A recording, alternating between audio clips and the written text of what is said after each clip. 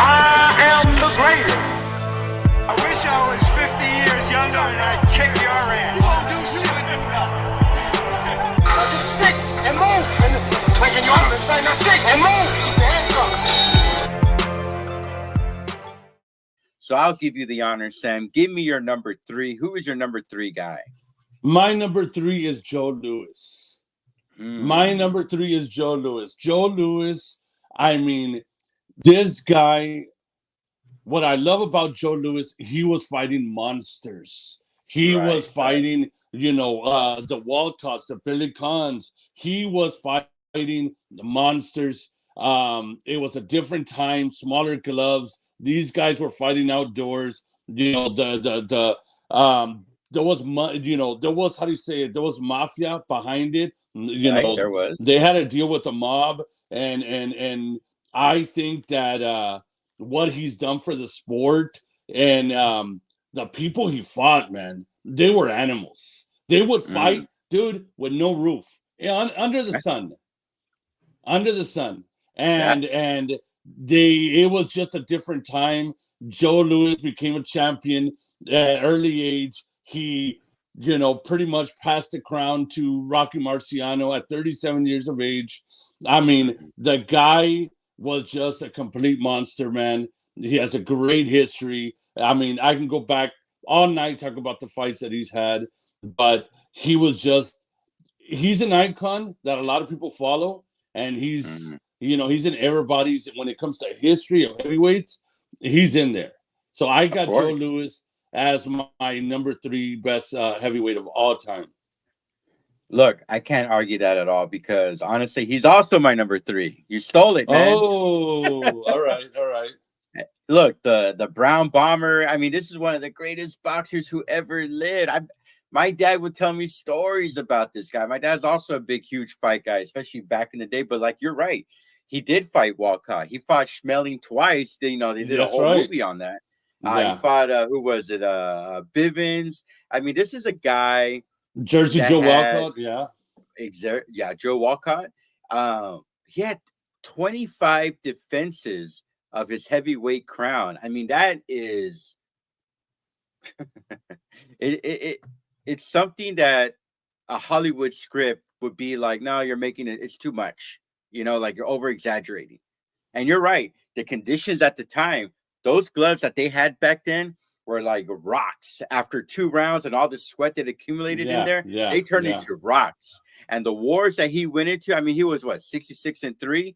He had a 52 knockout. That's one of the highest, if I'm not mistaken, the highest knockout ratio of all time with Rocky Marciano. So percentage knockout ratio. So not to overindulge on Joe Louis because you spoke about him too, but I have him also as my number 3. I'm sorry, your number 3. I have him also my number 3 because, like you said, man, he fought the monsters back in the day. He fought the guy Schmeling that was the untouchable guy, and he took revenge. To me, what makes a great boxer is if you go down, getting your revenge. Like Ali, when he lost to Frazier that first time, what did he do? He got revenge and he settled it again in the Thriller Manila, coincidentally, and so on and so on and so on. It's always about that comeback. Marquez and Pacquiao, so on and so on. So that's why I have Joe Louis as my number 3. All right. We're on the same good. page. Yes. All right. Now I hope you don't steal my number 2, or else we got a problem. All right. So who is your number 2? The Rocky Marciano, baby. Rocky Marciano is my number 2. You know why? Because he beat the guys that beat Joe Louis. Right. He knocked out Archie Moore. I mean, this guy was 5'10", I think he was. Small heavyweight dude. And he had a great chin. And he undefeated, brother. If it wasn't for that plane crash or that, I mean, the guy was 49-0. I mean, he was knocking out everybody. Was knocking out everybody. And in small stature, he was just a bully in the ring. The guy made history. And you look, they got the iconic punch. Who was it that he knocked out? Was it Walcott? I don't know who it was. Or you see the I guy's think it face. was Who was it? yeah, I think it was Ezra Charles, if I'm not mistaken. Ezra Oh, Charles. no. I mean, Or was it Scarza? La Scarza. I don't remember, but you remember. You know Trying to what I'm remember, talking too. about. Yeah, I There's know this- exactly what you're talking about. There's this. I mean, the guy that was a pictures to let everybody know that this guy is a mauler. This guy is a beast. This guy can punch, and he was the boogeyman, bro. This guy was Yeah. a monster.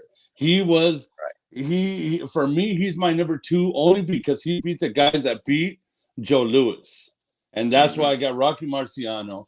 You know, my number 2 best heavyweight of all time and undefeated. Well, I'm pretty sure I know what your number 1 is, but I had Rocky Marciano number 2 also. So I think you and I have the same list.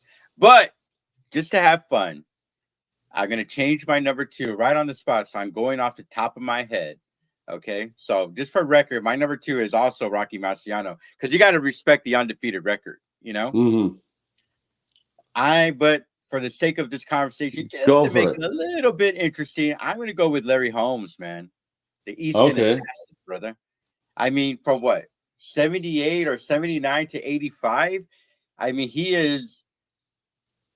was a nonstop champ. He ended a lot of careers. Unfortunately, even also Muhammad Ali. But he beat who? Ken Norton. He beat Ernie Shavers. He beat Cooney, Witherspoon. He Who else? retired Ali.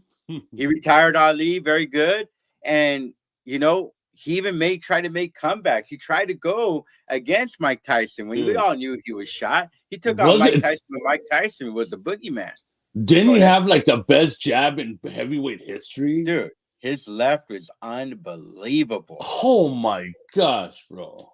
I hated that Don King, even though Don King was a promoter for Ali as well, and coincidentally Mike Tyson, I hated what Don King did to Larry Holmes. He punched him out. He made him fight longer than he should have. And he took advantage of Larry Holmes's I don't want to say lack of education, but he just took advantage of his intellect and obviously his body for the sake of money, which of course Larry Holmes could have denied himself. But I mean, Don King ruined what was a pretty damn good record until then. And I don't know, for me, Larry Holmes, there was a time where I thought he was going to be unbeatable. I watch his old fights. I'm like, how did this guy ever lose? And it was just straight up father time. He was beaten down, and so anyways, so that's why he is my number 2, Larry Holmes. You got any thoughts Okay. on that?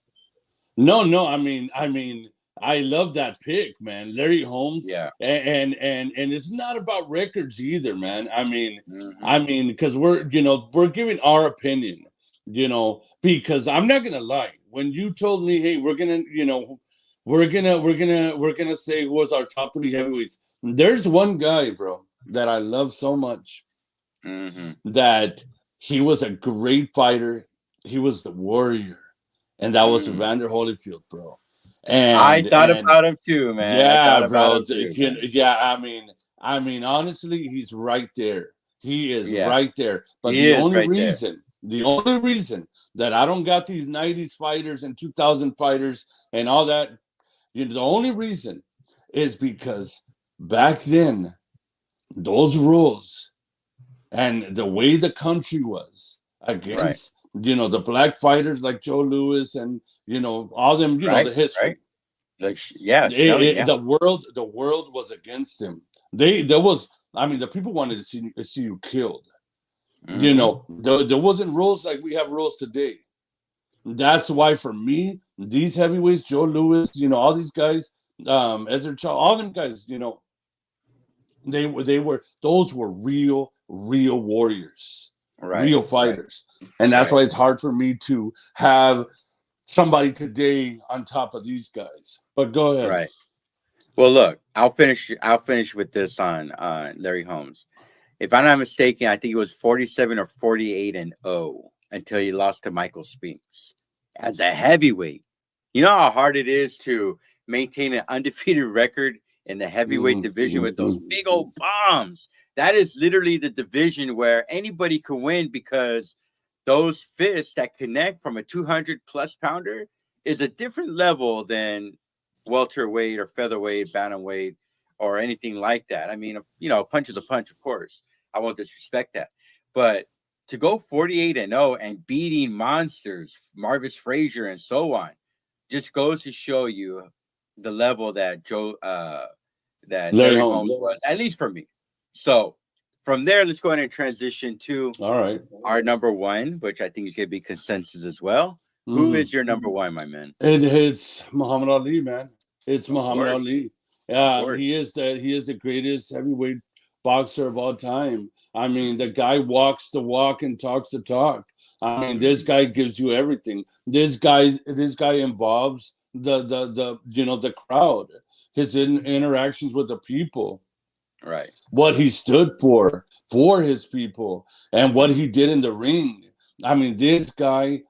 I mean, he was a great fighter. There's no denying. He had the speed. He had the skill. He had the mindset to overcome and to win.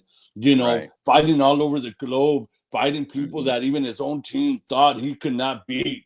You know, and him, George Foreman. I mean, the people. What I heard when I heard the fight, when I was listening, I mean, the people were rooting for Joe Frazier. You know what I'm saying? And he just turned the whole crowd.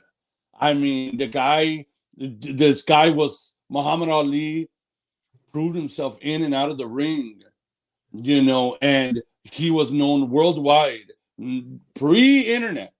Right. You know, this guy was known worldwide, man. And he was a champion, and he will always be, in my opinion, you know, the king when it comes to boxing, you know. Look, listen. To me, he's the second greatest athlete of all time, behind Michael Jordan. Okay. I could, if somebody told me no, he's got to be number one, I'd be okay with that. And he personifies what boxing was and should be. And you're right, inside and outside the ring. I heard those chants for Joe Frazier in Manila. You and I lived in Manila for a little bit. Yeah. And this, I've been to that Coliseum where they fought at. It's called, or not the Coliseum today. I probably said it wrong. I apologize. That's what it's called now. But listen, man, he at one time, because of his political differences, became one of the most hated people in America / the world because of that. And he did not let that hold him down. He fought that to the inside and outside the ring. He brought his politics into both ranges. And the fact that he stepped up, took on all the heavy hitters that nobody thought he should fight. Nobody wanted him to fight Joe Frazier. What was it, 2 or 3 fights after his suspension? But he did it. Frazier, at the time, was known as the scariest brawler in the world of all time. He fought Sonny Liston when people thought he was too young. And we know the history on that. And he just took on every challenger every single time. Ken Norton, like I said, George, for all the big iconic fight. If you make a top 10 list of the most iconic fights of all time, he has 5 or 6 of them off of the top 10. So, but the most iconic part of him is what he did outside the ring. Because that changed society. He took on the hate, and like the way you and I talked about how Ali turned Frazier in that 3rd round so beautifully, so man. elegantly, so masterfully. Sorry, that's what he did with the people of the public opinion. Why? He got the respect from those fights that he put everything on the line, that people had no choice whether they hated him on his politics or not, to be like, man, that guy is just a warrior, and I have no choice but to respect him. And maybe I'll listen to what he has to say. I'll be open-minded to what he has to say. And you know what, man? He changed the world, not only in boxing, but the entire world. So that's why I have him also as my number one. Do you have any final thoughts before we sign off? I can't wait to do more history fights. You know what I mean? Because believe it or not, his opening, a bigger world to what the history of boxing has. Right. You know, and I can't wait to do another episode of some other fights in our history, you know, in all divisions. But I enjoyed this one. I can't wait to watch, you know, do homework on another fight that we can do next. And I just, you know, I enjoyed it. I enjoyed this conversation. You know, Muhammad Ali, man, he's what boxing's all about and should be about. And that's why he's you know, he's the GOAT. I'm with you, man. And with that, I'll let you have that last word. Let's go ahead and sign off. To our people that are commenting on our TikTok and our YouTube and our Instagram, those are great conversation. Derek Vasquez, I'm shouting you out because you're putting me on calling me out on blast, and I respect that. But for everybody else, leave those comments on TikTok, YouTube. We're all under the Stick and Move podcast. If you want to listen to us audio, Spotify, we're on Apple Podcasts under the Stick and Move Fighting podcast. So leave us comments there and also subscribe, guys. And until then, don't forget to stick and move, baby. I am the greatest. I wish I was 50 years younger and I'd kick your ass.